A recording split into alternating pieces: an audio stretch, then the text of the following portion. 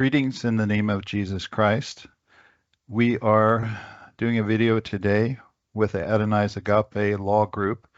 We are not lawyers and we don't give legal advice, but what we do is to evaluate and try to investigate how the laws of God through the Bible relate to the current system that we live in. And we call it the system of Babylon. That's a biblical description, and if you don't understand that, this might be something you want to investigate. But we are trying to come out of Babylon according to Revelation 18, verse 4, and we need to know where we're going, but we trust God that He's going to take us there. So this series of videos is from Babylon to Eden. We have some guests here from other groups that will be speaking today. We want to greet them in the name of Jesus and give them grace to speak according to the Spirit of God. We have other videos that you may be interested in, and so we'll leave some links both to their YouTube channels and websites, as well as you may want to look at the other videos that we have in this series. So we did a part 1. We'll leave a link for that. And in this part 2 of the series about energy, and we're talking about the potential for free energy, we look at the options that we have for off-grid technologies that are currently available, such as solar and wind power. And then we want to evaluate the possibilities of future technologies that we may be able to use to separate ourselves from the Babylonian grid system. So now the earth itself has power within it. It also has the ability for multiplication. So if we put seeds in the ground and do certain things, we expect for God to multiply those seeds and to produce things that would be similar to what you would have from the original Garden of Eden plan. We don't know what the technology was back then. We don't have details about that, but we believe, many of us anyway, believe that we're in what's called Satan's little season, according to Revelation chapter 20. And so that means that we are post-millennial, that Jesus has come back according to what he said in the scriptures, and he ruled and reigned for 1,000 years. And there's much evidence for that, both in the Bible as well as in the natural. And if you haven't studied that out, it's something that you may want to look into. So we have two people today, Madeline and Nicolette, who are much more knowledgeable about that area than I am. It's something that's new for me and some of the rest of us as well. But it's important because in order to understand where we came from and where God wants us to go to, it's you need to have an understanding of the eschatological timeline that we're dealing with. So we're much further along that timeline than most people have been led to understand according to the mainstream Christian teachings. So again, that's something that you'll want to look into if you don't have knowledge of that, and it will be important for what we're talking about today, because we're going to touch on the old world technologies, because according to our understanding, the millennial reign provided for people free energy. And this is something that we want to talk about today because it will help us hopefully to understand a direction that we can take to support the change from Babylon to Eden, or moving toward a divergent society that will allow us to be separate from Babylon and independent with our society. We are a Christian-based group, and we will be operating from a Christian perspective. That doesn't mean that other people can't learn from this, because we also have to get information from the natural realm and even sometimes from outside of the Bible in order for us to put the pieces of the puzzle together. So some of us have a little bit better understanding in those areas, Zita in particular. So she may be able to give us some insight from her experience outside of the Christian realm. So today we're going to talk about old world technologies and the potential for future technologies that can help to set us free. And we're going to turn things over to Nicolette. She has a YouTube channel called Biblically Based, and she'll give us a little bit of an insight because she's been to some of these old world buildings and has some knowledge about the technologies that may have existed back when Jesus was running the earth. We believe that he's still around, but nonetheless, he's gone and allowed Satan to come out for his purposes according to this timeline. So Nicolette, do you mind to briefly introduce yourself, and you can give us some insight into what you've learned, please? Certainly. Thank you so much. Yes, I'm Nicolette. My YouTube channel is biblically based, rather very small. I've only been doing this a little under a year now, but I have been researching for much, much longer than that. I definitely am under the belief that we are in the little season living after the time of the millennial reign. So one of the things I want to do today is make a distinction in old world technology and kingdom technology, because I really think that these two things get lumped together quite often. I believe being in this little season, this is the first time like ever in our history that we have such limited access or no access to free energy. And I mean us as more of the common people. We have no access to free energy except in some small ways.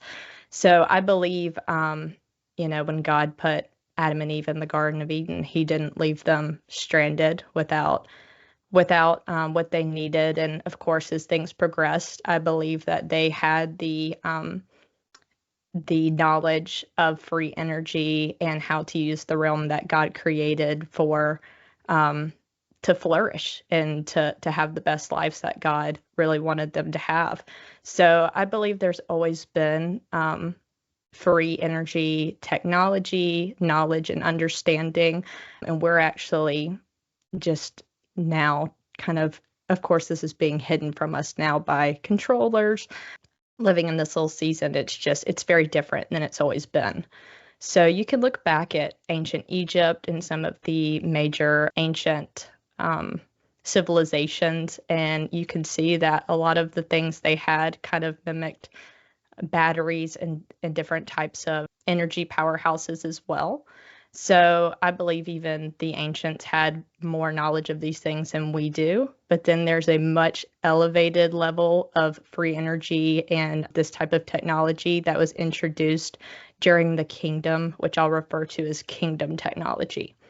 So I believe when Jesus took over, he really showed, heaven on earth, as in the Lord's Prayer, and it was way more accessible then and to a higher level than it ever had been before. And of course, now it's being suppressed to our knowledge. So I wanted to take a look at some of the Antiquitech, some of the old world buildings, and some of the things that I believe were result of the kingdom. So I am going to share my screen. So I'm sure if a lot of you have been researching for any amount of time, you've probably heard of the term Antiquitech, and you're probably familiar with some of these things. A lot of people especially relate this to the cathedrals. As you can see an example over here, and it shows the domes that are gold covered and the different antennas and different ways that these buildings were constructed, which we believe was for energy. And then you can see in this picture, it's on the right side of my screen, so I would assume it is on yours too. And it shows just how some of these ancient buildings were constructed in ways that we construct certain things today, enabled to be able to produce energy. And of course, here is a picture just showing how a lot of the cathedrals do look, or as you'd call the Gothic style, is normally what these are referred to. And they all have very similar shapes and structures and features about them that are very cohesive. And of course, I believe that is for the purpose of energy. And then you can see the way that some of the ancient civilizations and sites are laid out are very similar to modern circuit boards. So some people are under the belief that cities were built this way in order to to have energy. So I just wanted to share that as well. One of the really big things, especially of the cathedral buildings, they have the different windows, which always have different cymatic patterns. And then there's the famous quote that music is liquid architecture and architecture is frozen music. And you can see the cymatic patterns of the resonant frequencies of the churches, even now without playing the organs or bells or anything inside. These are just the resonance that the structure itself produces from within. So I find that very interesting. But basically, cymatics or studying of cymatics, normally what they do is they produce sounds or certain frequencies and see how water or sand or something reacts to that, and they become specific patterns. So they react to the different levels of frequency and become visible patterns that we're able to see. So I find it very interesting that a lot of these windows in the cathedrals show different cymatic patterns, which are, of course, related to different frequencies. And then here's the inside of a dome of one of these cathedrals, too. So you can see it's not just the windows, but a lot of times the whole structure. They're all throughout. So here's some more examples of the cymatic frequencies. This one says the sounds of voices up at the top row. And then here it was like I was saying with the ancient cultures, a lot of them have these things built into what they produced as well. And then I'm sure a lot of you know about mandalas as well, which also look just like different cymatic patterns. And then there's even a view here of what they show us is sections of DNA. Of course, I can't prove that, so I'm just going to leave that disclosure there. But it just seems that they all kind of go together. I thought the frequencies of the voices or the vowels that we pronounce, how they make different shapes is very interesting as well. And so I believe that these are in pattern all throughout creation, just because we know in the beginning was the word and everything was spoken into existence. So even the same things as the frequencies of our voices and the sound that comes from us can create certain things. And this will all tie into the energy aspect as well. But as you can see, the word cathode is where cathedral comes from, which is like on a battery. So they're very upfront in telling us what these things were used for. And then, so through my YouTube channel, I actually recently started getting together with other like-minded believers around Florida. So I am in the Central Florida area, and I recently started going to visit some of these places that are local around here that I believe are more old world buildings or buildings that came from the millennial kingdom. And so we've gone and checked some of these things out, boots on the ground work, so to speak. And so I just wanted to share some of our personal findings of things I've been able to actually see in person. You can do a lot of research online, but I believe it's so much more fruitful if you're able to experience some of these things in person. You can gain more information. So I just want to share how I believed some of these buildings worked as in producing energy and some of the different things that are consistent throughout these different structures. And I believe it'll just help share some context. So one location in Central Florida is Bach Tower. And here's a picture of it here. You can clearly see that it is beautiful, stunning architecture. And then over here is a drawing on their website that shows the interior of the tower. Of course, they don't let you inside the tower. So Bach Tower is built on the peak of Iron Mountain, which is one of the highest elevation points in all of Florida, rising 295 feet above sea level. And then the tower itself is 205 feet in height. So most of these old world structures that look like they were energy producers are either at high elevation points or located near water sources. So this one is, in fact, in elevation. At the top of the towers, you can see it has a carillon, or I have trouble saying that, but it is a bell instrument. And so they have It is comprised of 60 bells, which is at the top of the tower. And then the top, we actually learned this from talking with one of the people on site there. The top of the tower actually is almost like a funnel, and it funnels rainwater into the top of the ceiling, which is right above the bell chamber. So we don't know where the water goes. All we know is that they said that there's a place up at the top and it funnels down. And then the bottom of the tower, it actually sits on a moat. So it seems to me it was designed to flow water through. And then you had the bells, which does the frequency as well. And so there are 8 interior floors that it shows in this diagram, but then there's a subterranean floor that's not mentioned, but we learned about it from asking on site. So you might ask, what is the purpose of this tower? The official narrative is we're told it was created by Edward Bach simply to provide soothing music while people strolled the gardens and could enjoy a place of natural beauty. So one of the biggest things with this is the deception in the narratives that were given. Obviously, they don't want us to know the real reason for structures like this. So they say it was simply just for beauty for the local people and to provide music, which if you really take a look at this structure and start dissecting the different things that are going on with it and the different components, you learn that it was much more than that. So I believe with it being, again, at such high elevation, and then having the bells, having the water funnels, you can see on the inside, on the 3rd floor from the bottom is where the actual water cisterns are. So I believe they were flowing through, and then possibly all the way to the bottom where the moat is, which I'll show a picture of that here. And then going along with the false narrative, you can see these always have, of course, the very quick times. It only took 800 days. But here is a list of the materials that I wanted to share as well. It is my personal belief that this did produce energy and somehow was producing energy not for itself, because there's really nowhere, it's not built for people to live inside. So this is one of those that obviously it must have been an energy distributor, which is why it was such at a high elevation.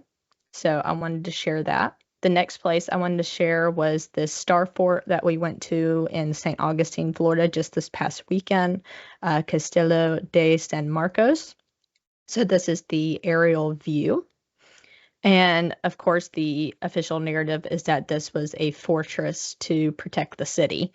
As you can see, it's right here on the coast. So that is the ocean right there. And the outside, all the way around it is actually, they do admit that it is a moat that was once filled with water that went around the star fort.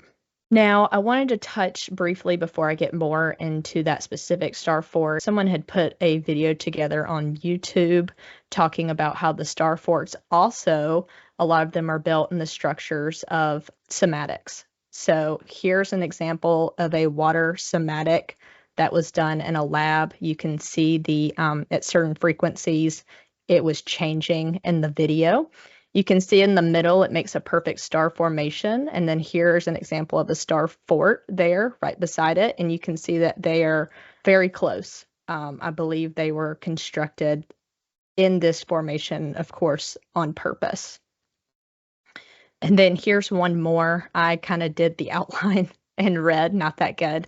But then the yellow I put on one corner so you can show it kind of does have like that pointed triangle end, and it does on all 5 corners, like this star fort on the right side of it. So you can kind of see how a lot of these are built to mimic these different frequencies and what they produce. So back to Castello de San Marcos. Over here, we see part of the ridiculous narrative because, of course, they don't want us to know what it's actually for. It says that quarrymen cut heavy slabs of coquina, which is what it was made out of, from nearby Anastasia Island. Imagine this work with no modern heavy lifting machinery in Florida's hot and humid summers. And they're telling us this is in 1671. So they, of course, told us this was a fortress to protect the city. They did do a cannon firing while we were there, so I put this picture that I took. One thing I noticed is that the wall on top of this structure is so low. As you can see with the people standing there, it does not go above their waist. So if this was a structure with soldiers on top and they needed to be protected from possible, what they told us, cannon fire from ships entering the harbor, you would think the wall would be a little higher. I was standing up there and felt completely exposed. So the fact that this was built as a defensive fort is laughable. You're completely exposed up there. The cannons were obviously set around as just added decoration because that's the narrative that they give us, and they want us to think that's what this was for. But clearly, walking around this place, that is not the case. So I'll share my theory on the matter. Again, down below where you can see the grass, they do admit that this used to have water running through it and that they've since drained it. But I actually, upon further just looking at this up close, like on this left photo, you can see all these added downspouts, but you could see that the holes were already there and they go all the way around. And then on the right photo as well, you can see the openings kind of built into the wall. It seems a lot for some rainwater, to drain from rainwater. And it looked to me like possibly water was flowing all throughout this structure, including the top, the middle, and around the edge. As I saw what looked to me the appearance of water erosion and just different things, discoloration that could have possibly been caused from water flowing through this structure. And I want to include some pictures of that here. They said it was, created with the coquina, so it's mixed with seashells. And so this is on the top of the structure. And then inside there were, when you walk inside the Star Fort, there were different chambers that looked to me like water had clearly been in there. Floors of a lot of these were even, as you can see in that last picture, sand. It looks like the ocean floor. And going all throughout these chambers, they had like little connection points. So they were kind of all connected. So theoretically, water could have been moving through this structure, coming in from the ocean and then going back out, somehow using that as a source of energy production. So that is just a theory that I want to put forth, that while they again admit that water flowed on the outside around the moat, it looks to me that water, there was evidence to me of water flowing all throughout, even the interior as well. So that leads me to the last building that I wanted to share, which is Flagler College, which was also in St. Augustine.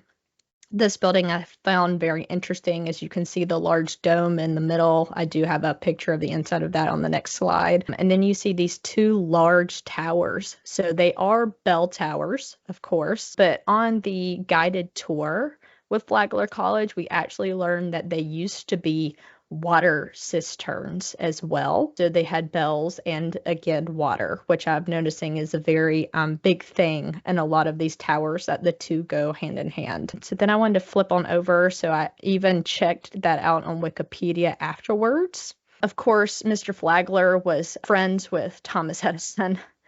That's how they supplied energy to now it is Flagler College, but then it was the Ponce de Leon Hotel.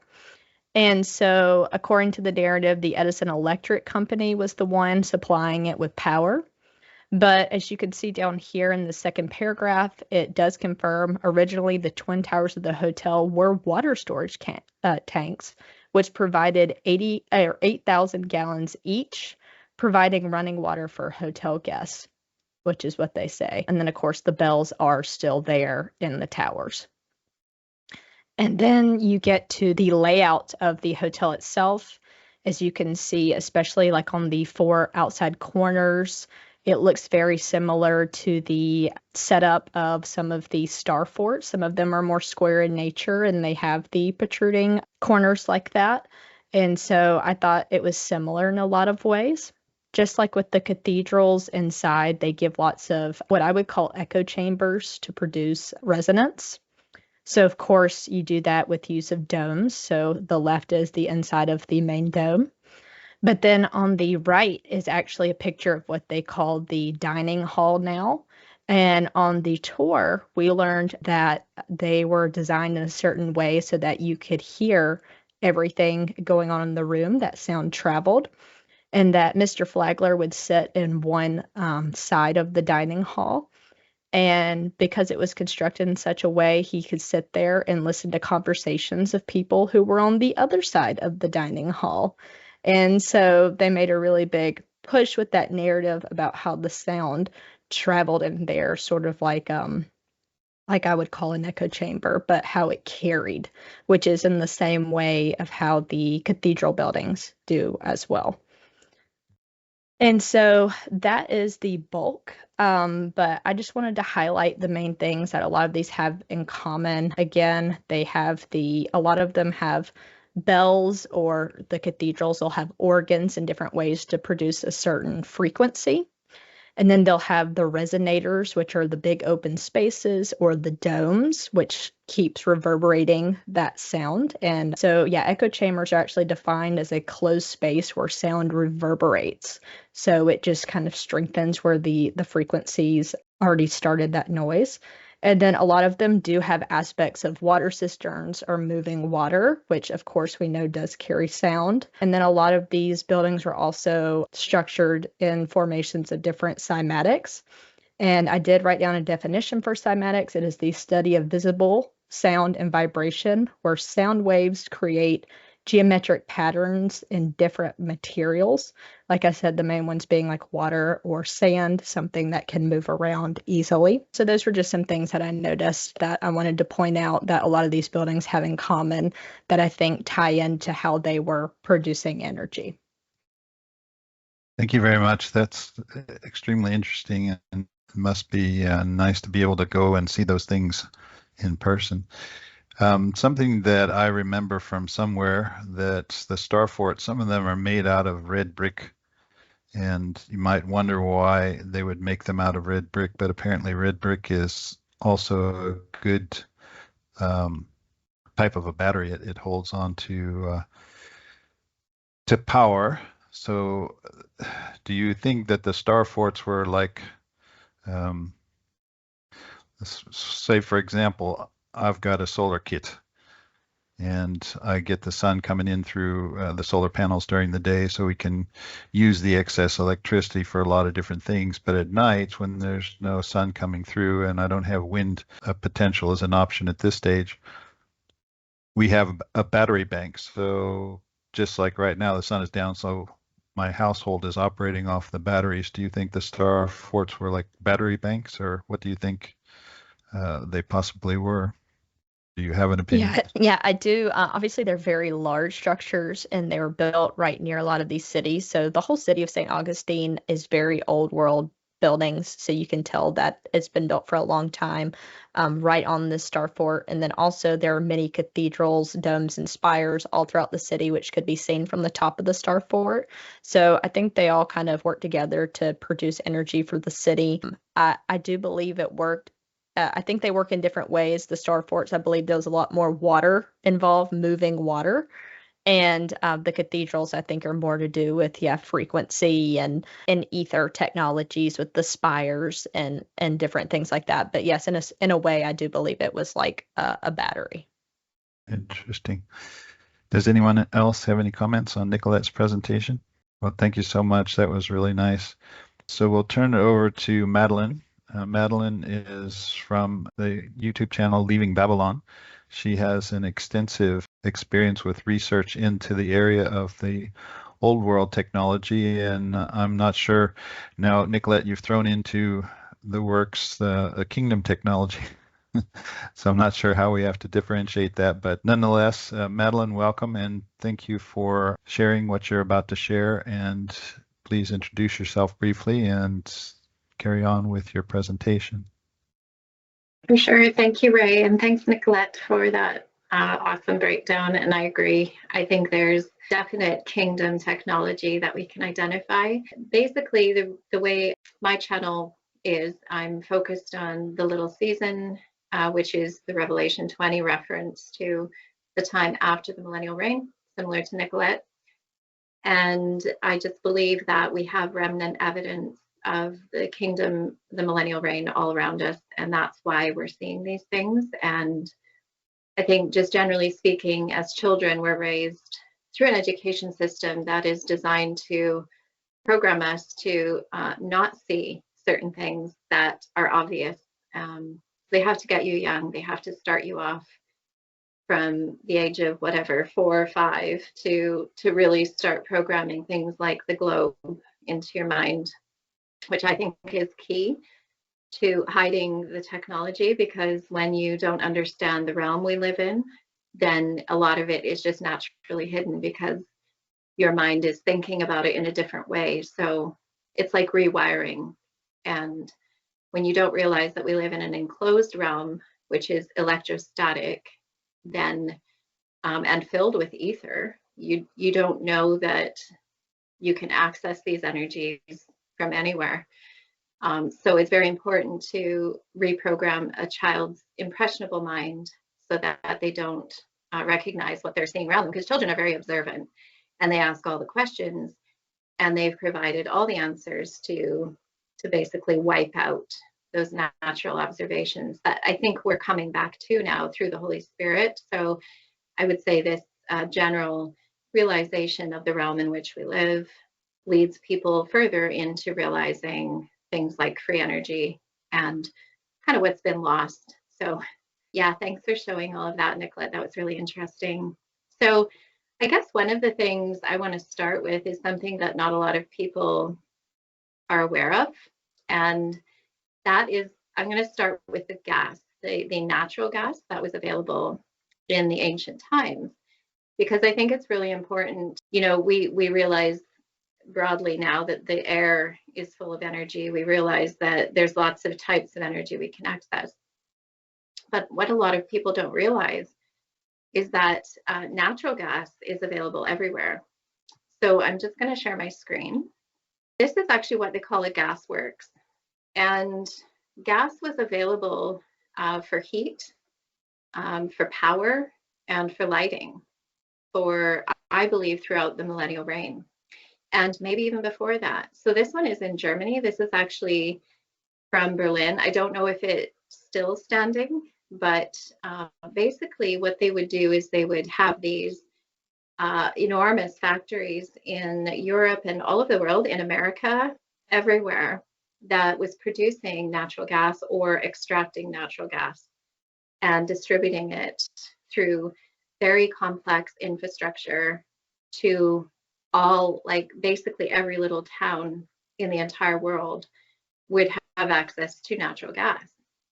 And you can just see how sophisticated the architecture itself is that was built around these, I would say, distribution plants. I think what happened was they ended up changing them from extraction into production, so that the gas that they were producing was being created more from coal. And that was the whole infrastructure takeover. That's like one of the transitions they made towards electricity, because they had to make it dirty before they made it clean, or sold us on a clean energy solution, which they tell us is electricity. And I think we'll go into that a little bit as well, just to show that the ancient times had very clean energy. They had very sophisticated ways of distributing it and extracting it. And, you know, everybody had access to it. And I think this was really designed by Jesus. I think his kingdom was not about profit. It wasn't about personal gain. It wasn't about one person having more than another. It was actually, all of this energy was free to everyone. And here's another example of one in Czechoslovakia. I think it's called the Czech Republic now, but you can just see the ancient structure here. And as I say, you know, it seemed to me that as I was going through this research, that every little hamlet and every little area that even seemed very remote would have some kind of a gaswork production distribution mechanism built into it. This one is in Seattle, Washington, or at least in Washington State. This is an old gas production facility that is no longer in functionality. And I think it's called Gasworks Park. It looks a bit steampunk.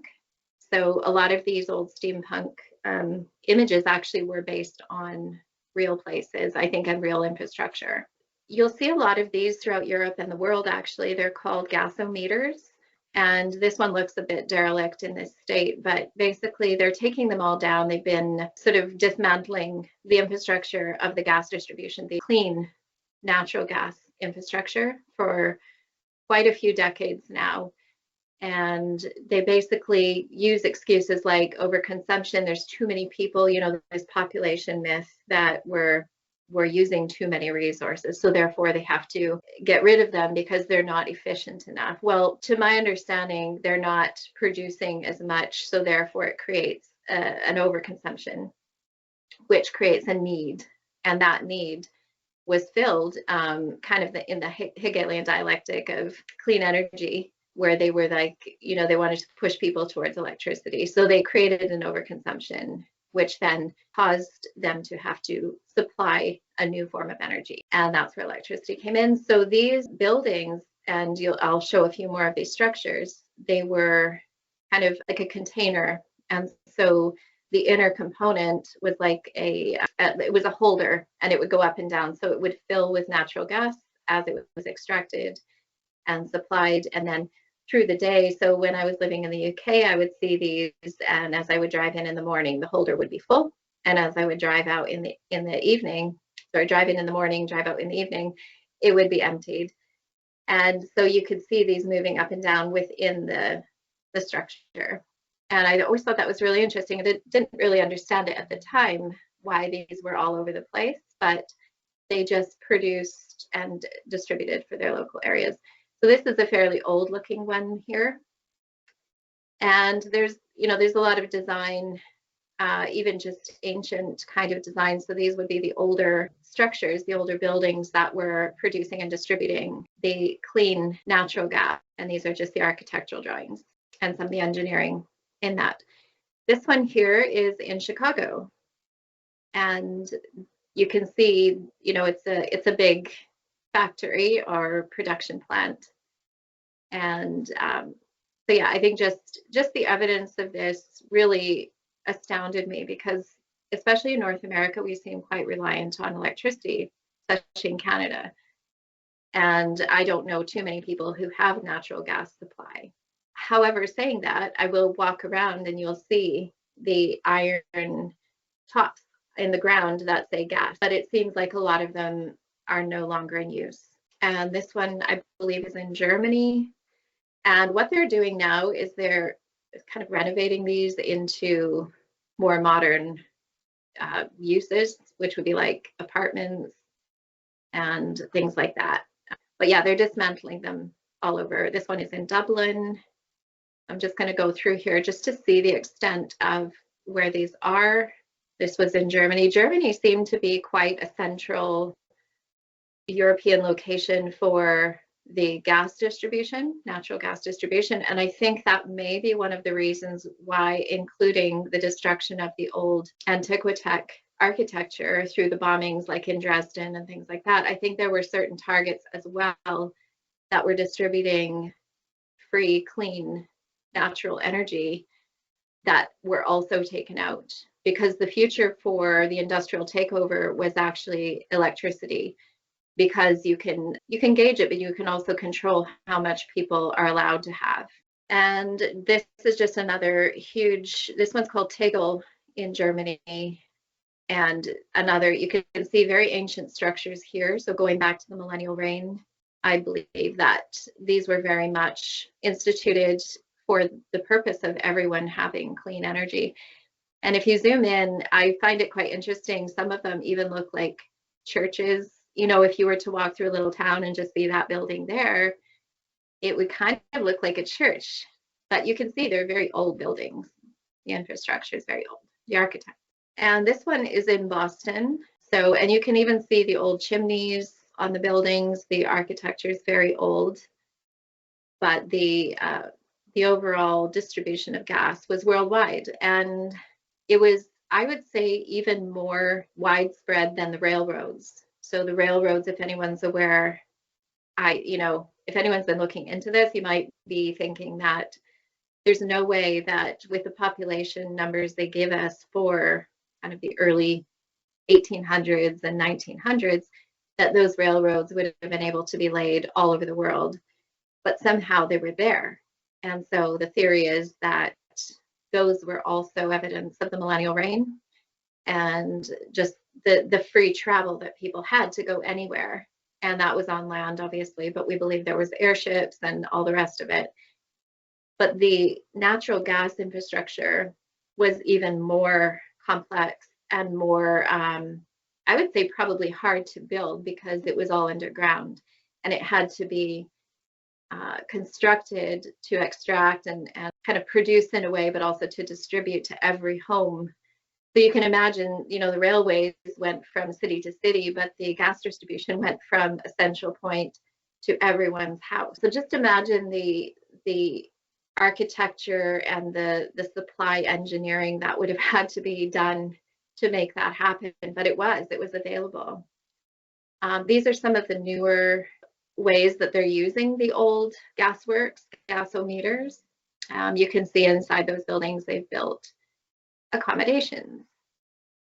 So they're repurposing a lot of the old architecture. Even now, some of the old factories in our own cities are being made into apartments and other, sort of offices and things like that. This one's in Warsaw. So yeah, and then they just started demolishing them. These were taken down, and they're continuing to actually take them down. And there's actually a whole community of people that are tracking these. And you can just see the intricacy of what's involved in distribution of natural gas. Okay, so when you're dismantling it, you have to start asking yourself, how did it get there in the first place, and who did that? Because we're told over and over that the ancient times were very poor and they weren't that smart. So there's no way they could have done all that. This one is actually in America. I think it's on the West Coast, possibly California. I've got Long Beach there. But you'll see over this hill, there's a lot of structures which are actually extracting the natural gas. And California was one of those places that was very rich in natural gas. So I'll stop sharing that screen, and then I'm just going to move into another part of the free energy conversation. So I know that, as I just kind of a carry on from what I was saying about them trying to move us into the electrical dependency, I just want to show you what that means for things like cars, batteries, and all the rest of it. So they sold us on this idea that electricity is clean energy, that it's some kind of renewable resource. That might be true in solar and wind energy, but when we're talking about actual batteries that power vehicles and other things, which we have become so reliant on, I just want to show the destruction to the earth, and that is not actually renewable. So we've got a cobalt mine here. We have a lithium mine here. And, it doesn't take a lot to realize that this is not sustainable, even though they do want to sell us on this as a sustainable option. I just have to make it really clear that these are not sustainable solutions. And I don't know how old these pictures are, but, these are going on all over the world now to supply the electric car market. So, you can see all in the background there. So they find these supplies, and, I don't even know how long standing those extract sites are. Like, how much lithium is there actually in the earth, and when will they come to an end of it? So that's just a question in my mind. I don't know the answer to that, but it does make me wonder exactly how much they're going to be able to even get out of it before that industry comes to an end. Now, something I wanted to show in addition to the supply networks for the gas and even steam power. So plumbing was a big part of and I think this is going off the back of some of what Nicolette was talking about, you need a lot of plumbing to make all of this work. And so we're talking architecture on the top, you know, of the earth where people actually live and walk around, the buildings themselves. However, underneath all of that, you need to have a very sophisticated network of plumbing and I would say engineering, like pneumatic engineering. So you need to be able to send things to the right place with the right pressure. You need to have all the right valves and materials involved and mechanisms to stop, right, in case there's an oversupply. So there has to be some way to control the supply as well. And something that we just have to recognize as well is they've been removing the lead, not just from paint, but they've been removing all of the lead pipes. And these are very ancient, so it doesn't seem to matter where they dig in the world, they come across very old piping, which tells us that exactly as Nicolette was showing, there is this, you know, plumbing of water, for example, and the water being used for various types of energy production. And just here, you know, you often see them digging into the road and they'll be putting in new PVC pipes over what would have been a very ancient infrastructure. And here's some very old ones. I think this is in possibly Rome, somewhere like that. But you can see even there the old lead pipes going through. That's Italy. And they've been replacing with copper. So lead was replaced with copper.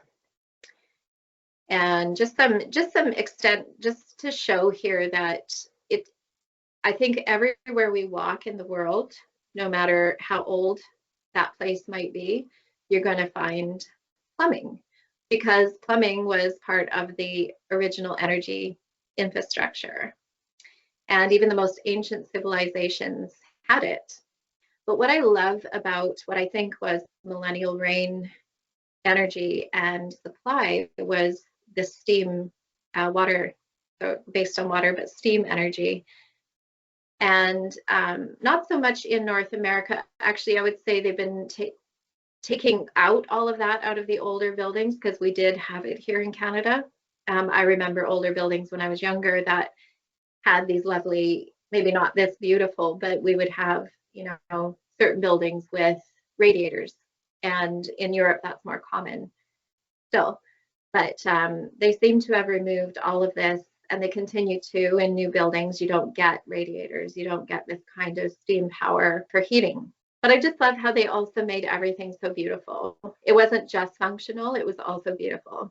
Because when you're not worried about cost, which I think the millennial, it just proves that the millennial reign was kind of involved in this, because it wouldn't have been a profit-based society, and therefore the production of something efficient and you know, to heat and to cook with and all of these things could also be beautiful, because there wasn't a crunch on resource.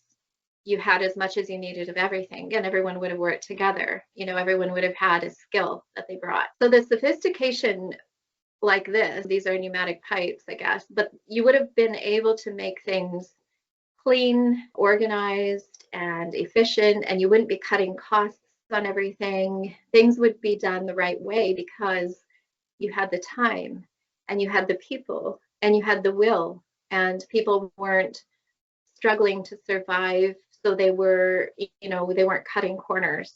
And I think that just, this picture here just sort of underlines that beauty and symmetry and the way things, when they were done right, they could have been.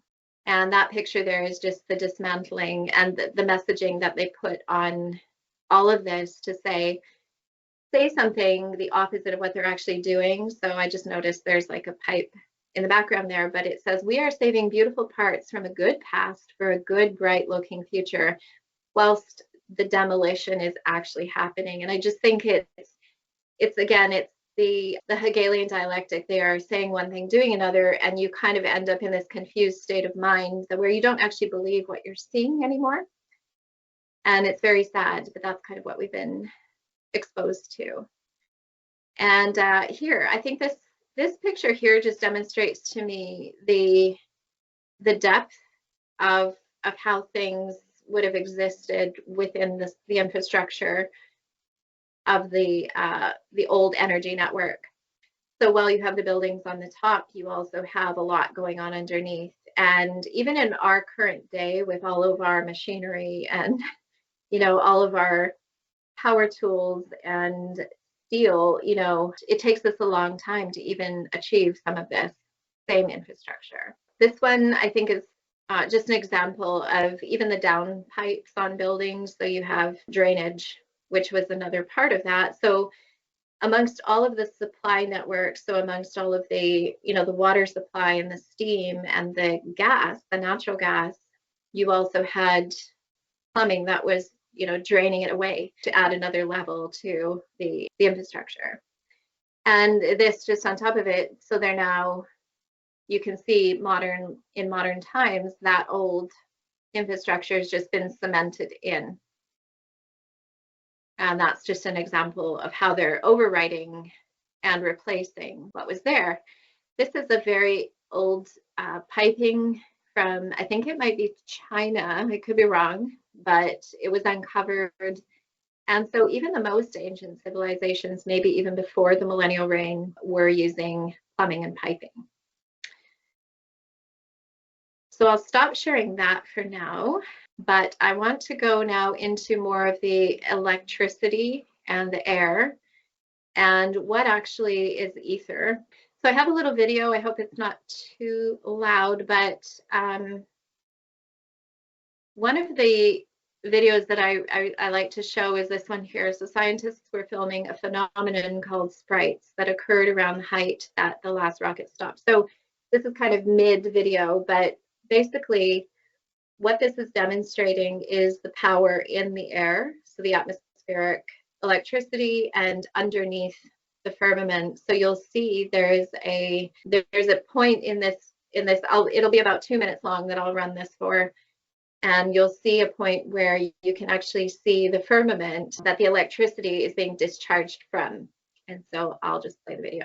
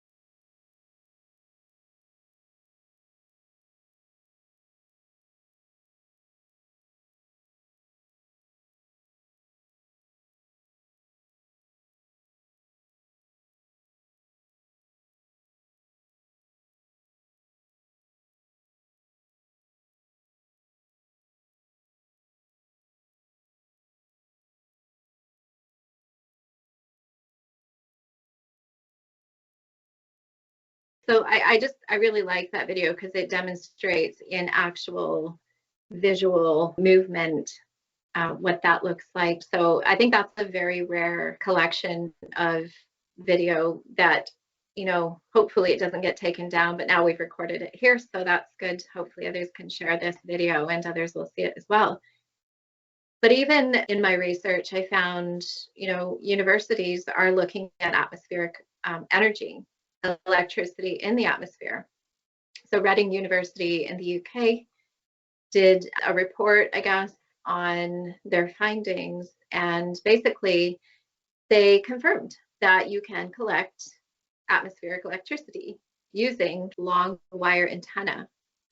And they have, rebuilt a mechanism here. So the electrostatic field meter, the atmospheric electricity, and then utilizing a rotating chopper. And that just draws down sort of in its own kind of oscillation mechanism, it would bring down the electricity.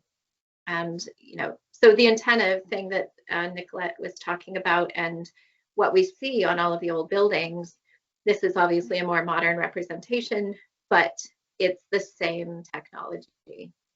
And they've even produced their report on the findings. So if you want to go to that website there, Atmospheric Observatory, Reading University. And Nikola Tesla is one of the names that often comes up in the conversation of etheric or electrostatic energy. And he was doing all kinds of high frequency experiments.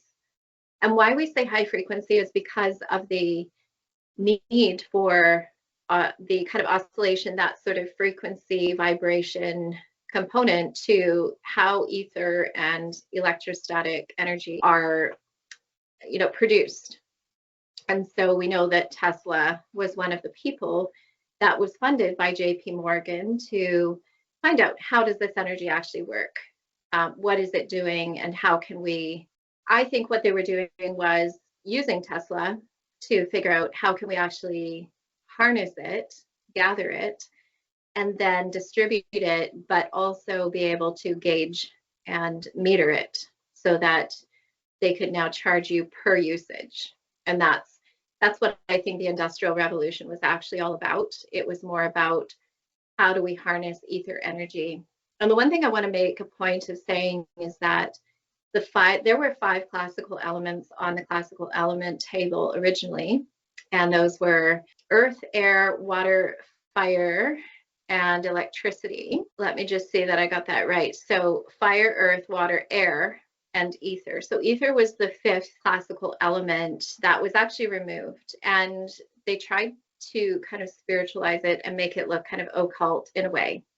But I think what the Industrial Revolution was all about was actually taking control and patenting. And this goes into the whole legal versus lawful conversation. But basically, my understanding is that by patenting something, you become a legal owner of that particular thing.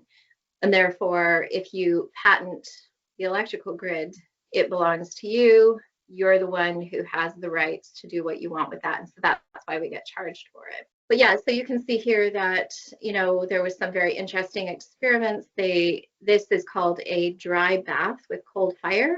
And basically it just put the electricity all around a person's body.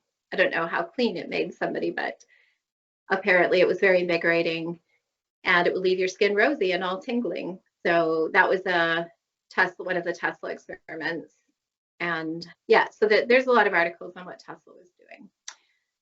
But one of the things I wanted to talk about here, this document is 0 Point Energy, and it just covers kind of a range of findings from a lot of different science or scientists. Now, I don't promote humanist scientists really, but I just want to show that there is a science that backs the ether energy, free energy realm. And this has been long, even if you're going back to Sir Francis Bacon, not Sir Francis Bacon, the other, I'm trying to think of his name. Anyway, I'll remember his name in a minute. But even back in the 1600s and 1500s, they were already experimenting with ether energy. And in my mind, that was kind of after the millennial reign. So as they were documenting it, it was more about how do we control this energy? How do we become the masters of this energy? And just going back to scripture, the adversary, the devil, Satan, was referred to as, the prince of the power of the air. And so the power of the air, which is where we find ether and electrical energy, that's just something to bear in mind as we're talking about this, especially as when Satan's released, and it relates to taking control and deceiving the nations. One of these things is called ion acoustic oscillations, and some of us might recognize this in relation to something like the HARP technology, which is being used to heat the atmosphere and create weather events and even ether earth events. So that might be something like earthquakes and fires and that kind of thing. So ion acoustic oscillations is really about the frequency component and the ionosphere. And so just what I've highlighted here, so the coherent oscillations of nuclei in a plasma is known as the ion acoustic mode. And then you can also sort of transfer it through or within plasma tubes. So that's kind of how they do the experiments.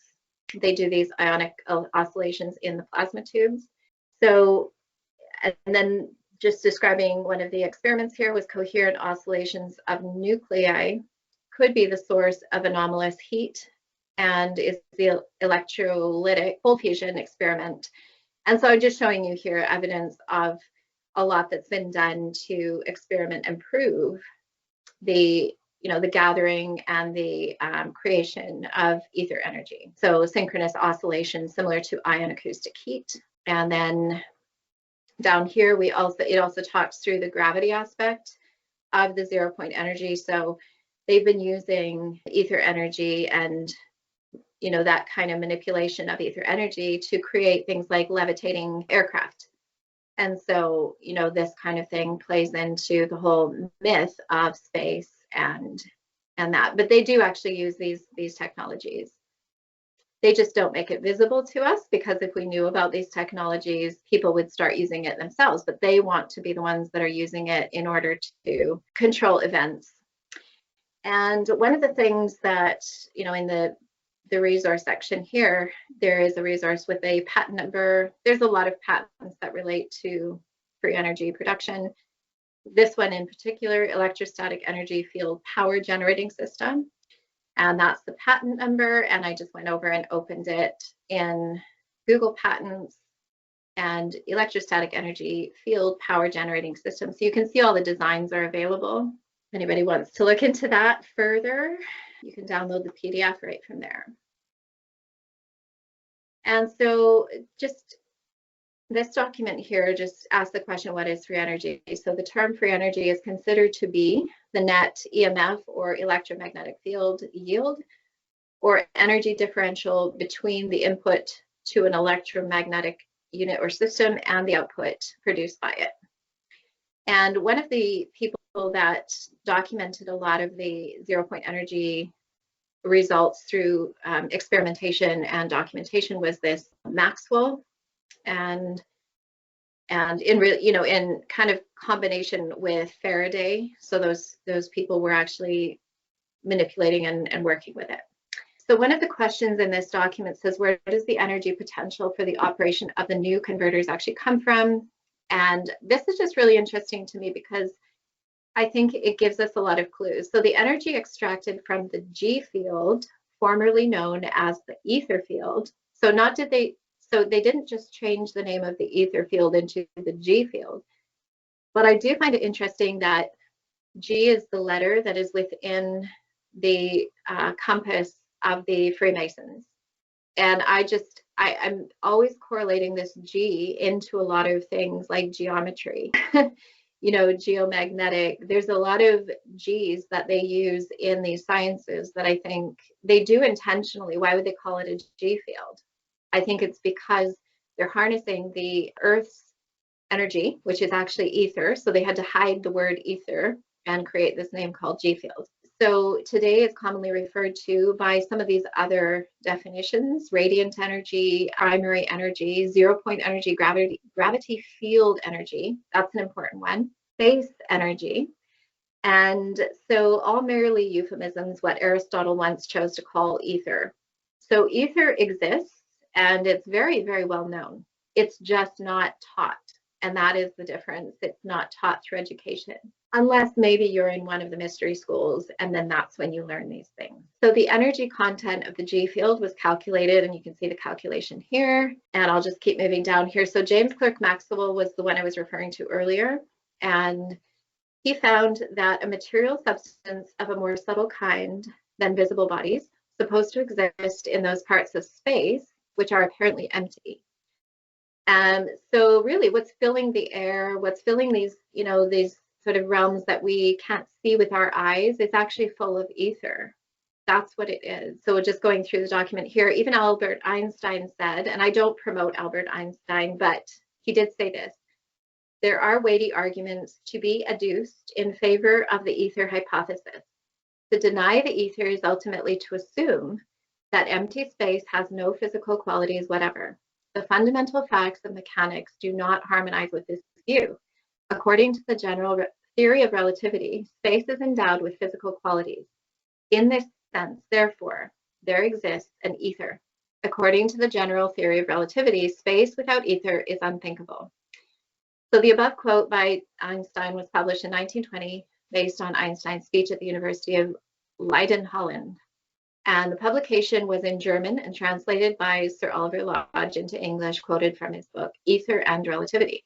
However, practically all textbooks in physics omit this fact. Einstein himself has gone on record stating on his 70th birthday, and then he goes on to say that basically they removed all of that from public knowledge.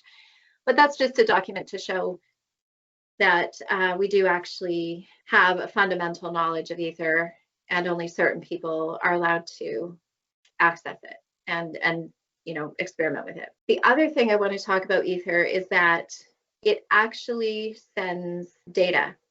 It actually sends. So when you look back at, let's say World War I, World War II, they were sending telegraphs. Well, what are telegraphs? Telegraphs are messages received from other places that you could receive in a certain format, and all of these were passed through the air. And this is something that Nikola Tesla knew. This is something that Eiffel in France, who was working with Tesla, knew. They built 2 towers, which is interesting because if you look at the Lord of the Rings, there were 2 towers, and then there was 2 kind of wizards working together. So it kind of makes me interested to wonder if the lore that we read through things like Lord of the Rings has anything to do with these wizards, modern technology. So I just want to show a few other things and just to show the extent some other aspects that we have evidence of. When we look back into the old technology again, you can see some really strong sophistication, that everything worked symbiotically. It was like the steam, the architecture, the cymatics, as Nicolette was talking about, and it just seems that everything was made so clean and beautiful. And when you look at the kind of agendas that we're being told now, it's wanting us to believe that we can achieve this kind of clean environment, but actually the profit-based energy system that we're enmeshed in, it drives us away from that clean sophistication and into a very nonsensical, we have wires. We're tripping over wires constantly, aren't we? Because everything has to be plugged in. There's nothing that's really clean anymore. But when you look back at these very old, whether it be travel, whether it be communications, whether it be power, machinery, architecture, everything was designed so perfectly and in complete harmony with the environment. And we even see things like this, that if we're listening to the common narrative, which tells us that there were very few people around, that they were all driving around in on a horse and pulling a cart full of how this is a massive feat of engineering, and this is very ancient. So these tunnels that were either delivering water or bringing water out, so they would have had those systems that distributed and removed. They just built them with such organization and planning, obviously, because they're built perfectly. And this is from the Russian Industrial and Art Exhibition in Novgorod, 1896. And when you just look at the machines that are here, this kind of industrial setting, obviously this is an exhibition, but it just shows you kind of the free energy components that were obviously on display at that time. And so we're only really talking just over like 150 years ago. Like it's not that long, probably not even over 150 years, but just over 100 years ago, all of this technology was very well known. And so what I think that's happened in the last, 100 years is they have just consecutively removed it, and they've re-educated us to think that we need to have the energies that they're going to supply us with. And these are the people that own the electrical industry. So this is called a funicular, and this one is in Marseille. And basically, these just are based on pulley systems. So that car on the left would just go down and it would pull that one up on the right. And people would get in and they could go up and down the hill. So these methods of even movement of people was, and that beautiful kind of structure at the top and the one at the bottom, they didn't spare any expense. Everything was done with beauty. This represents kind of what we saw in the first picture of this series, which is a pneumatic tube. And, I think there's a reason that they call the subway the tube. There's a lot of tunnels down there that are defunct. They're not used. And I think it's because the tube was actually a tube. I think people could get places very quickly in their local areas. And I think it's very possible that these actually existed in kind of a very sleek and functional format. And I don't think there was a lot of congestion. So that's travel. And I'm just thinking if there's anything else I wanted to share. There's obviously a lot, but I think Nicolette covered it a lot. Just one of the things I wanted to mention, maybe I will share my screen really quickly here again, is just the way that they got us to think differently about energy. So these are just an example of chimneys that were on the top of homes. And maybe this was in France, I'm not too sure. But the construction of the buildings, kind of allowed for the intake of atmospheric energy, but it also allowed for ventilation, which I think is possibly what these chimneys were used for. But they were built really beautiful, and they were actually chimneys, which if you move forward through the narrative, you start to see what I think happened, which was the takeover of coal. So when free energies like, see if I got a picture here, radium and the fireplace structure was not originally made for burning. It was made for, I would say, antiquitech technology. And so you would get heat and light from these radium technologies. But again, they demonized radium and they had it removed from access to the general public. And so what happens is you lose this beautiful architectural feature, and you start, they replaced it with coal. So the coal mines became a really big thing. And again, I think the coal took over from the natural gas extraction infrastructure. And so these two things combined, where people started burning coal inside their homes. And then you had the Charles Dickens era, which was covered in smog, smoggy London. There was always this fog around everything. And then you had these chimney sweeps, because suddenly these chimneys didn't clean themselves. They were getting clogged up. So they needed people to start cleaning them out.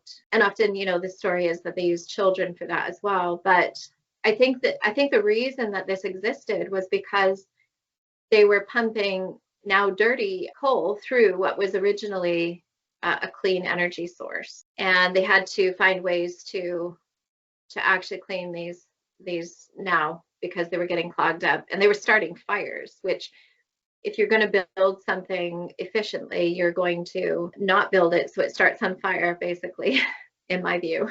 So yeah, that was just something else I think happened as part of the takeover of the Industrial Revolution. I think it was a very dirty time because they had to introduce coal, and that caused people to stop relying on those clean sources.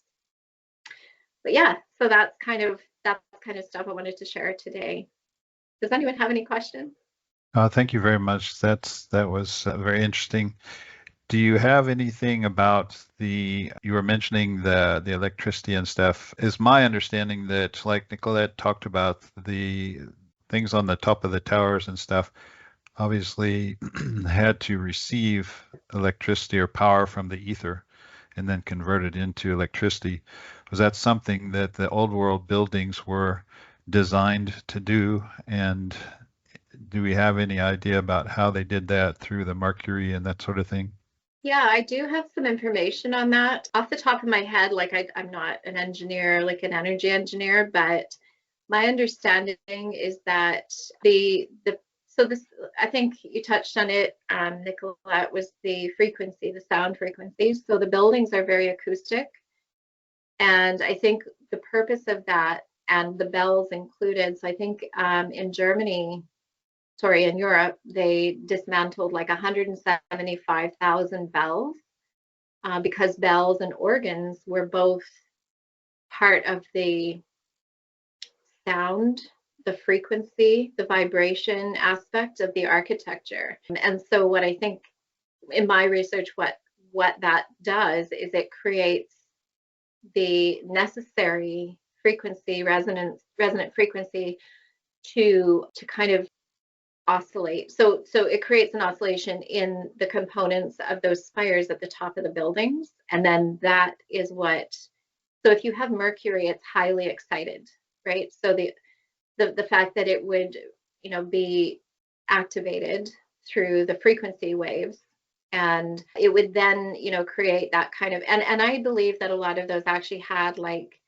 very fine pieces on them as well. So the metal that was at the top was actually really fine, delicate, and it would kind of move even in the wind. So it might not even need sound waves. It would actually move in the wind as well. And so when those were moving, either by frequency waves or by the wind or even by water through some of the mechanisms that were provided by water, they would excite the mercury, and the mercury is obviously conductive, right? So that's where the electrical component comes in. And so if you have that almost as your generator, that's like a generator, and that would feed the electricity back into the building effectively. Like I have actually documents that explain how all of that works from an energy, electricity engineering point of view, but that's kind of the idea of it, is that, and then the higher you go, so that's why they were so high, because the higher you go, the more ether is actually in the air, and the more electrostatic energy is, it's very thick. The higher up you go, the thicker the energy gets in the atmosphere. So that's why the buildings were so high, by the spires. And then they took the spires off because they were obviously exposing the old energy to people. They wanted to keep the buildings and they wanted to keep the beautiful ornateness of them, but they didn't want to keep the functionality of the technology. So yeah, there's an example right here in our city of that. I have an old picture with the spire on it, and then I have all the other pictures have no spire, and I have arguments with local Freemasons about, no, it originally had a spire on it, but they don't want to admit that. Right. And then they demonized mercury as well. So exactly. Like the radium, we think that it's dangerous, which, I suppose that it potentially is, but obviously now people are concerned about it, so they wouldn't want it in their homes and that sort of thing. Well, it's very interesting, as I've been doing research recently to try and understand these things, and one of the things that I've found is that the body of men and women, I don't like the word human, but the body of men and women are designed, because Adam was taken out of the earth, they're designed in a similar fashion to the earth itself. So then you've got these ley lines and you've got rivers and channels for the water, and the ley lines apparently are something like what the Chinese call the qi, that sort of thing, the energy that comes through the body. And then the rivers and channels are like the circulatory system. And so it's interesting, because I was talking to Dion about this yesterday as I was pondering it, that, as a doctor and a plastic surgeon, I've done a lot of dissection of blood vessels and nerves and so forth, and they almost always run together. So it's interesting that the circulatory system and the nervous system are usually going hand in glove. And I'm wondering what is the connection there. It's something I want to research, but with regards to the grid of the earth and how the grid of the earth, then the body mirrors that, and can we tap into that or try to utilize that to figure out how these systems were working? Because obviously they've done a great deal of work to dismantle that technology and to take it away from us. But it's like I was telling Dion yesterday, God always saves the best for last. You've got the Old Testament and the New Testament, and when Jesus came the first time, it was great, but when he came the second time, it was much greater. So I believe, this is my own personal belief, that God is going to release for us in this age technologies that are more advanced than they had in the millennial reign. So it's important for us to understand the foundation of what they did there, just like the Old Testament helps you to understand the New Testament. But I believe that the technologies that God's going to be releasing over the next months to years are going to be more advanced and much more refined than even what they had during the millennial reign. I could be wrong, but that's my belief. So what I'd like to do, are you finished with your presentation? Yes. Yes, what I'd like to do is to bring Zita in. Zita has some knowledge about the grid of the earth, if you will, and with regards to the ley lines and so forth. We won't go into a great bit of detail about that, but I'd just like to get her insight and comments on how she sees that connection for the older technologies, we'll say, the old world technologies, maybe the millennial technologies, and how, as Nicolette showed, you've got computer board on one side and the structures of the earth on the other side that were built, and they look very similar. So how does that all fit together is something that would be nice for us to understand. So Zita, welcome, and please introduce yourself briefly and give us a little spiel about what your level of knowledge is on the subject, if you don't mind. Thank you, Ray. And yes, okay, my name is Zita. I'm from South Africa, and I won't go into the ley lines as detailed, Ray. I've got something else that ties in with everything that Nicolette and Madeleine have been talking about. And I think your presentations were beautiful. They were summarizing everything we've been studying over the last few years, and where you get bits and bobs, and it's never been put together in a cohesive talk like this. So kudos to the two of you. I really enjoyed your presentations. And where I come in is I plug in from a slightly different point of view. So, and that is more the health. And I'll tell you now how I get there. First of all, I always consider myself to be a rebel. And the word in there is, again, the word spells. I am rebelling. It is time we are changing the way the bells are chiming. And the way we speak, we're casting spells. And we speak another reality back into our existence, into our reality, which is different to the one that we have been led to believe, where we've really been led down the garden path by the powers that the powers that were, the little season.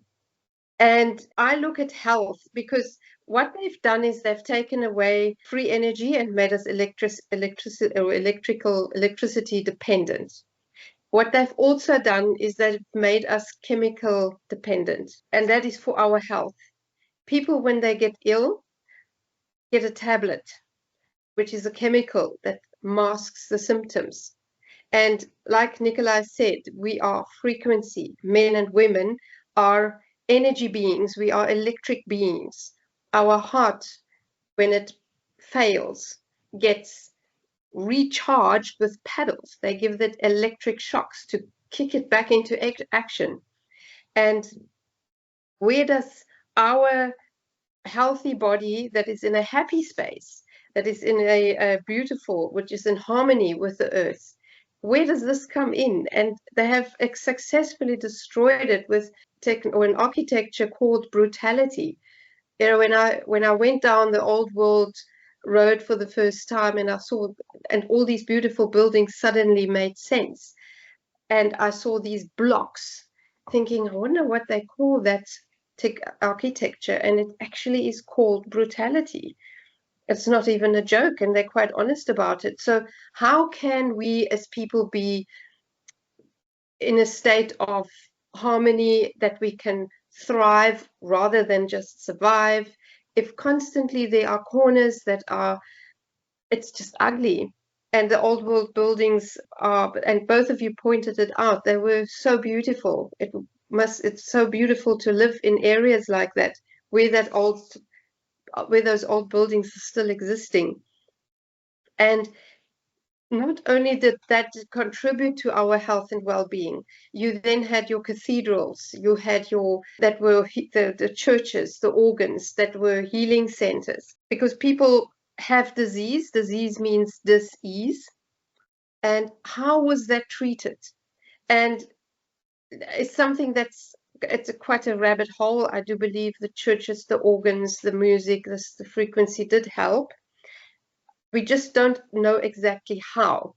And that is where we've now come in. I've got a system called a body sonic that is based on Nikola Tesla's theory that we are frequency. So we vibrate. And if we have a dis-ease, one of our organs is not vibrating at the right frequency. It's really just a disharmony of cellular vibration. And the cure is electromagnetic. It is not chemical. And they're selling people chemical instead of learning to make the switch in the brain that we need a more electromagnetic frequency healing system. Now, there are quite a few systems out there. They're starting. I think everyone's heard about the Rife machines that are very effective. I always find them the best, because if somebody has pain, you put them on the machine and they immediately don't feel pain anymore. When it comes to more serious diseases, there's quite advanced the system in detecting illness, which is really a lack of a frequency or a wrong frequency in an organ. So with a body sonic machine, I can pick up a incorrect frequency and can see to what a degree the body is saying, hey, do something here, this kidney is failing. It's usually actually the liver, gallbladder, where the frequencies are out, where you can start healing. But the importance is that people also realize that even your paracetamol tablet, your classic Disprin, it too has a frequency. And with these systems, you can print a frequency into a solution of alcohol and water, or sugar, or just water, and take those drops, and you will get the frequency to mask the pain. Pain control is always masking. It's not going to the actual cause. But you can do that because it mimics the frequency of the Disprin to how it will affect your body by either thinning the blood or doing whatever you need to do and target whichever organ you're targeting.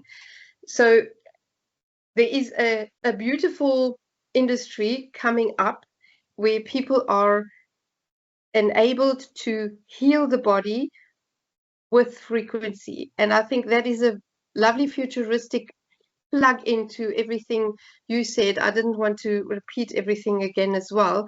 Is how do we heal our bodies? How do we make sure we are in harmony and not are so diseased? And teaching people to heal themselves. I do believe we can all heal ourselves. And teaching people to ground. Because if you are walking on the ground, and there are a couple of very good books out there, but there's one, Philip Callahan, and he said, soil is a magnetic antenna. The minerals within it, especially paramagnetic ones, absorb the Earth's subtle energies. And so by walking barefoot, you're grounding yourself. It starts realigning your cells, you start getting a more healthy cell structure. And a lot of people with clotted blood. We see that so much at the moment. Red blood cells clumping together instead of being freely floating around in your body, in your vessels, getting moved around, they clump together. The first thing a doctor will give is some kind of blood thinner. At best, a Disprin, at worst, Warfarin or something like that. When all of these, I don't want to say to people, don't, I'm not a doctor. We're just health practitioners. But walking barefoot for 20 minutes on the lawn and grounding, and research has shown it. There is a beautiful movie everyone can watch. It's called Grounding. After 20 minutes and reanalyzing the blood, it starts magically separating. Your red blood cells start separating and give the body the ability to carry oxygen to where it is needed. So it's cheap, it's simple, it's something that should be researched more, that where it came from, how was that used, or were these methods used in the old world? I believe they were. I just haven't found any origin. All that's happened is these machines come into my life where I go, okay, this makes sense. It suddenly works. I can suddenly diagnose and help people in the most amazing ways to better themselves. But all of that is based on energy, on frequency, on something that's freely available out there and that people should plug into, so that we are not enclosing electricity and chemical dependent, but we become free, healthy, happy men and women. So that was it in a nutshell. Ley lines, sorry, I just want to plug into the ley lines. They are fascinating. They can be good, they can be bad. We've had people who say, I cannot sleep in this room. I hear constant tuck, tuck, tucking. And when you go with your dowsing machine, it's just 2 pieces of wire, you often find either water or ley lines are crossing, and where you have issues where you just have to move the bed to the other side of the house and suddenly the people can sleep again. I'm happy to prepare a bigger, longer talk on that, if you like, but I'm not prepared for that now. But the ley lines make a huge difference, and they are worldwide. The pyramids are linked to them. It's a massive grid system. It's very fascinating. Yes, it's interesting because there are people who are also doing research that you can find on YouTube and so forth. One lady's name is Michelle Gibson, I believe. I spoke to Nicolette about that. She's shown where the ley lines go through the earth is where cities and different things will be found, because clearly whoever built those structures knew about the ley lines, and it's something that we probably should do a little bit more research into. But I personally believe that the old world technology and the millennial technology took advantage of those things, and there was that knowledge, that connection between the body of an individual and the earth, and there is that connection that God took Adam out of the earth. Therefore, we have to have that connection. And one of the things that I believe that you're talking about is that for our own health and benefit, we need to get back to that frequency connection. And frequencies, there's a guy by the name of Michael Tellinger, I've spoken to him a couple of times, that I think you also know him personally, Zita. He is not a Christian, I don't believe, but he has a great deal of knowledge about some of the different religions and things like that. But one of the things that he has pointed out and has found that there are these stone circles throughout southern Africa, and inside of those stone circles are frequencies that are being emitted from the earth, and the stone circles take on the architecture of the cymatics, so that you see the stones in the patterns of the frequencies, and people have gone into some of those stone circles and have been healed, even of cancer. There was one report that he gave of a woman who went twice to Adam's calendar, which I think is in Zimbabwe, if I'm not mistaken. But in just 2 visits to that place, her cancer was healed. And, you know, the doctors, obviously, she came from America. The doctors were very amazed that whatever she did they didn't know, but she knew. And so these are things that we need to investigate and try to figure out this connection. And I believe that also is going to help us with future technologies that God's going to release. Is there anyone else? Vishal, do you have anything that you want to add? Are you still there? Yeah, I'm still here. Nothing to add. Just really glad I dialed in today. I learned a lot. Thank you to the wonderful ladies that presented. Thank you. Well, it looks like we've lost Dion, but what I'd like to do, hopefully, is maybe we can even do a part 3 where we can try to make more connections about the Earth grid and potentials in the body of men and women, so that we can see how not only we can get some better access to the free energy, but also for our body's health and healing. So does anybody else have anything they want to add before we sign off? Yeah, I just want to thank everyone for their participation, and clearly Nicolette and Madeline and Zita have some good information for us, and thank you for taking the time to organize to join the meeting. And I will let you guys know about the future meeting. We'll try to organize something so that we can continue down this rabbit hole, because it's deep and has quite a few branches. Anyway, thank you guys very much. God bless everyone. Thank you, Ray. Bye-bye. Thank you. Take Bye. care. Bye. Bye. Thanks, everybody. God bless.